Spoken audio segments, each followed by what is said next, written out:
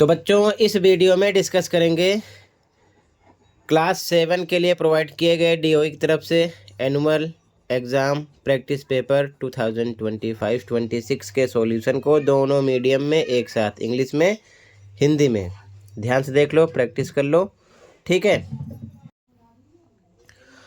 तो सीधा क्वेश्चन पे आ जाओ। पहला क्वेश्चन है, ध्यान से देखो। सूर्य के प्रकाश की उपस्थिति में पादपों में प्रकाश संश्लेषण के लिए निम्नलिखित में से क्या आवश्यक है? पहला ऑप्शन ऑक्सीजन और जल।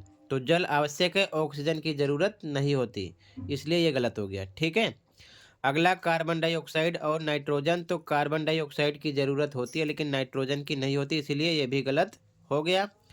अगला नाइट्रोजन और ऑक्सीजन, तो दोनों की ज़रूरत नहीं होती, इसलिए ये भी गलत है।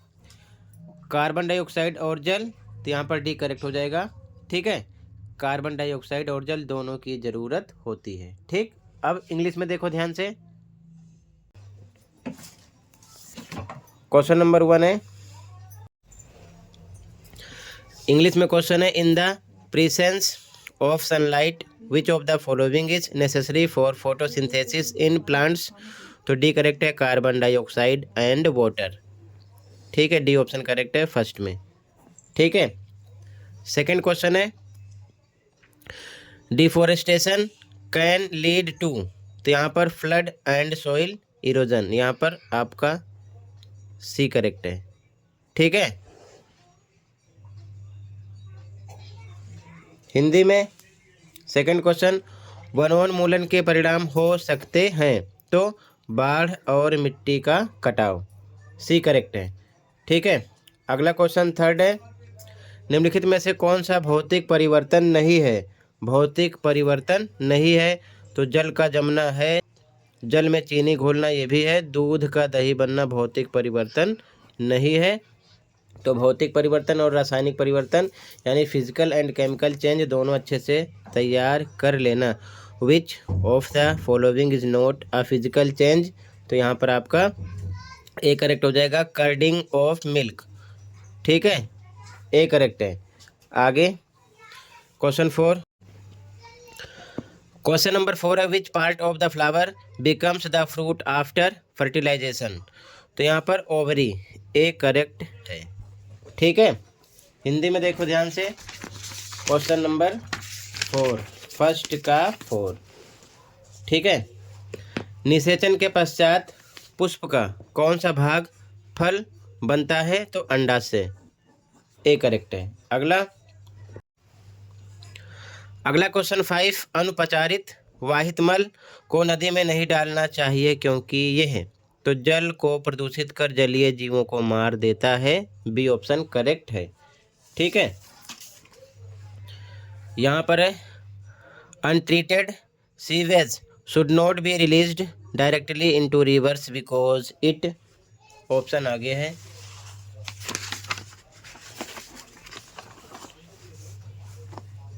ठीक है। तो यहाँ पर आपका बी ऑप्शन करेक्ट है, pollutes water and kills aquatic life. अगला question, the function of fuse in an electric circuit is. तो यहाँ पर बी ऑप्शन करेक्ट है, to break the circuit when current is too high, ठीक है, B correct है, ठीक है। हिंदी में, विद्युत फ्यूज में फ्यूज का कार्य क्या है? तो अधिक विद्युत धारा होने पर परिपथ तोड़ देना, ये इसका काम है, ठीक है, बी करेक्ट है। अगला, ह्यूमस का निर्माण होता है, humus is formed by the. तो बी ऑप्शन करेक्ट है, बी ऑप्शन है, decomposition of plant and animal remains, ठीक है, यहाँ पर ये करेक्ट हो जाएगा। पौधों और जानवरों के अवशेषों के अपघटन द्वारा, ठीक है, बी करेक्ट है। अगला क्वेश्चन, तांबे की तार को एक सिरे पर गर्म करने पर दूसरा सिरा गर्म हो जाने का कारण है।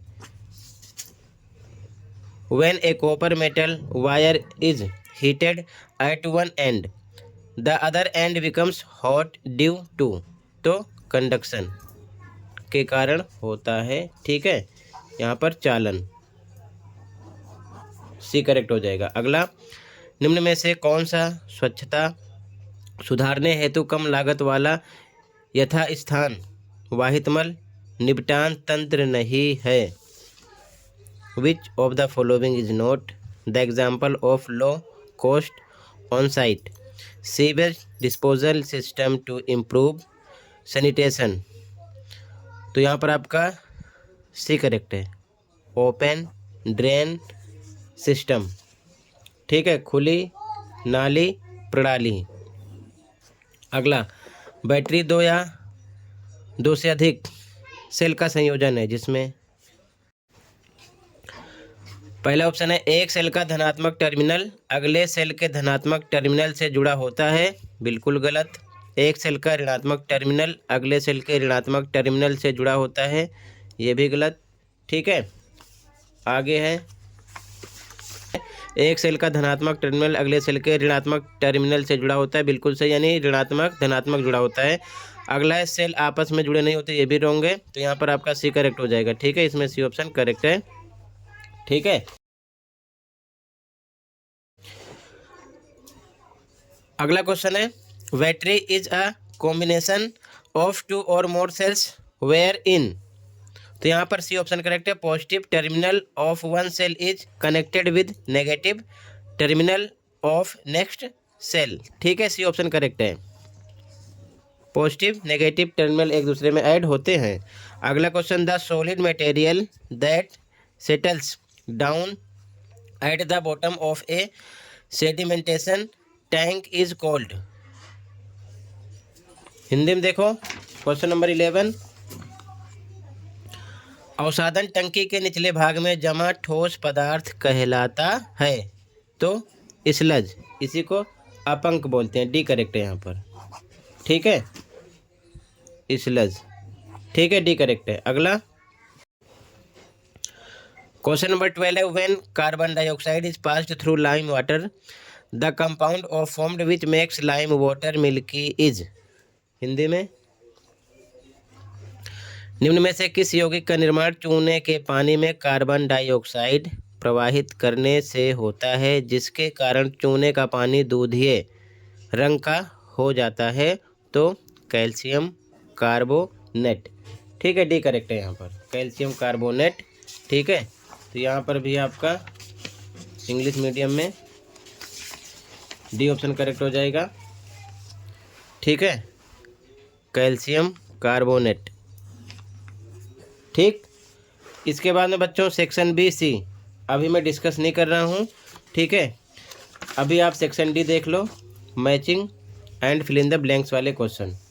ठीक है, ध्यान से पहले इंग्लिश में देख लो। Section D, complete the given sentence, choose from the options given. Digestions of food is an example of a, दो ऑप्शन है, केमिकल फिजिकल चेंज। कौन सा चेंज है? तो यहाँ पर केमिकल है। ठीक है, इसी प्रकार सेकंड है for rusting the presence of both water and dash. अब दो ऑप्शन है, हाइड्रोजन ऑक्सीजन में एक सिलेक्ट करना, सेम ऐसे पैटर्न में पेपर रहेगा। इज एसेंशियल, तो यहाँ पर ऑक्सीजन आएगा। ठीक है, अगला in a reaction between copper sulphate and iron the change of colour of solution from blue to green is due to the formation of dash.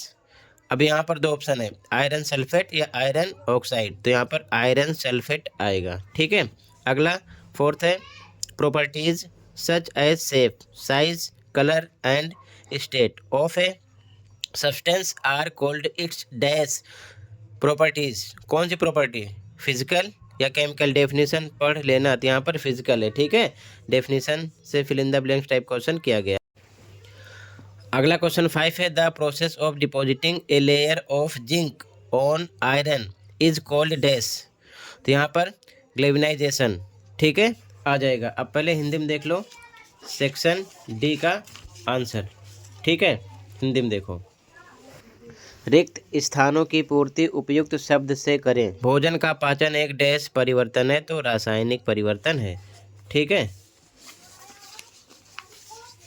अगला क्वेश्चन है, लोहे में जंग लगने के लिए जल एवं डैश दोनों की ज़रूरत होती है, यानी दोनों का होना आवश्यक है। तो हाइड्रोजन की ऑक्सीजन, तो ऑक्सीजन आएगा। ठीक है, लिखना यहाँ पर टिक किया गया है। अगला, कॉपर सल्फेट एवं लोहे की अभिक्रिया में आयरन सल्फेट या आयरन ऑक्साइड के निर्माण के कारण विलयन का रंग नीले से हल्के हरे में परिवर्तित हो जाता है। तो किसके कारण? आयरन सल्फेट के कारण यहाँ पर फिल करना है। अगला, आकार, आकृति, रंग, अवस्था आदि गुण डैश कौन से गुण कहलाते हैं? भौतिक या रासायनिक? तो भौतिक। ठीक है। अगला, लोहे पर जिंक की परत चढ़ाने का प्रक्रम यानी कि प्रक्रिया, जो प्रक्रम होता है यानी प्रक्रिया होती है, उसे क्या कहते हैं, यानी क्या कहलाता है? तो यशद लेपन। ठीक है, यशद लेपन आएगा। तो जो टिक किया गया रासायनिक, ऑक्सीजन, आयरन सल्फेट, भौतिक, यशद लेपन यहाँ पर आपको फिल करना है। ठीक है, पैटर्न सेम रहेगा, ध्यान रखना। अगला क्वेश्चन मैचिंग है 10, मिलान कीजिए। तो पहला है कोशिकाएं, तो धमनियों और यहाँ पर इधर देख लो सिराओं को जोड़ती हैं। ठीक है, ये आएगा। अगला है मूत्र मार्ग, तो मूत्र को शरीर से बाहर निकालना, यहाँ पर सी से मैचिंग करना है। प्लाज्मा, रक्त का तरल भाग, ए से मैचिंग करना है, इधर साइड में नंबर लिखा है। वाष्पोत्सर्जन, तो यहाँ पर आपका पादपों से जल का निर्मुक्त होना, ई से मैचिंग करना है। ठीक है, इसके बाद में आगे है फ्लोयम। ठीक है, तो इसकी मैचिंग आपको इधर करना है। पादपों में भोजन का संवहन, जाइलम के बारे में भी पढ़ लेना, तो मैचिंग हो जाएगी। ठीक है, क्लियर है। इंग्लिश में देखो पहले,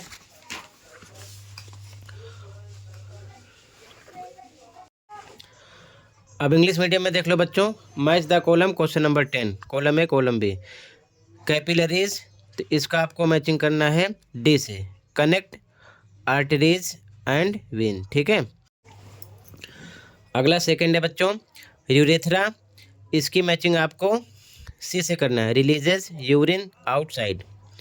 उसके बाद में थर्ड है प्लाज्मा, तो इसकी मैचिंग ए से करना है। Liquid part of blood. Fourth है ट्रांसपिरेशन, तो इसकी मैचिंग आपको करना है ए से। Loss of water in plants. Fifth है फ्लोएम, तो इसकी मैचिंग बी से करना है। Carries food in plants. ठीक है, तो क्वेश्चन नंबर 10 कंप्लीट हो गया। बाकी जो क्वेश्चन बच रहे हैं इनका सॉल्यूशन मैं आपको अगले वीडियो में प्रोवाइड करूंगा, इतने की प्रैक्टिस कर लो अभी।